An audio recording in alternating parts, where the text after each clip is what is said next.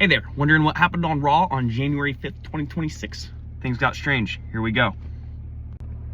The night starts off strong. We have a really good match. We have Rhea Ripley and Io Sky versus the Kabuki Warriors, Kairi Sane and Asuka. It's for the Women's World Championship tag titles, and Rhea Ripley and Io Sky end up winning. So now we have all kinds of new drama going on in the women's tag division.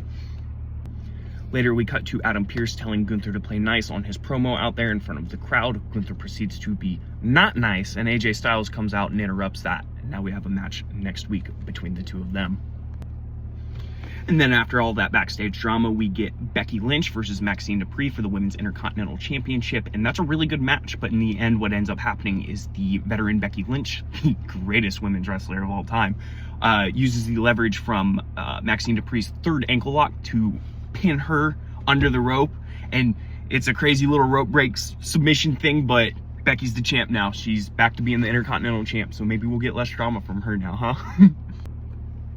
After the Women's Intercontinental Championship, then we get to see the Women's World Champion, Stephanie Vaquer, come out, and she has an ankle brace on. She's got a boot on. She hurt her leg last week, apparently, and my jaw dropped when she came out there and she told everyone that she was going to have a great year and last year was great, next year's going to be great, and then out of nowhere Raquel just sucker punches her, slams her all over the place. She's got a boot on. It's crazy. My jaw dropped. It was insane. So I'm sure we're going to have some beef there, and maybe Raquel will get the belt later this year.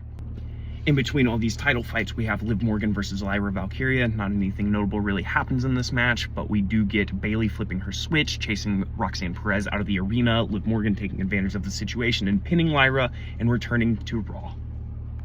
And then just a quick few little things before we get to the main event. The Usos come out and they warn the men's tag division that they are back. Javon Evans signs to Raw on a commercial break. Penta and Rey Mysterio go backstage and they become best friends because they are the luchadors keeping Lucha alive. And lastly, Ivy Nile, she demands her shot at the Women's Intercontinental Championship, and she will not go to the back of the line. And the main event on this episode is Bron Breakker versus CM Punk for the World Heavyweight Championship. And it is a match, let me tell you.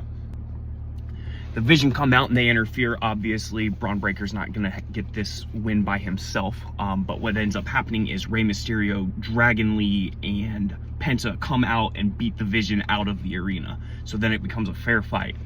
And eventually, Bron Breakker jumps through CM Punk on the announce table, and you'd think it's lights. But after that, Bron goes for a spear, and CM Punk just lifts his knee up, makes him go to sleep, pins him 1, 2, 3, and that's it. That was Raw. If I missed anything, let me know. Talk to me.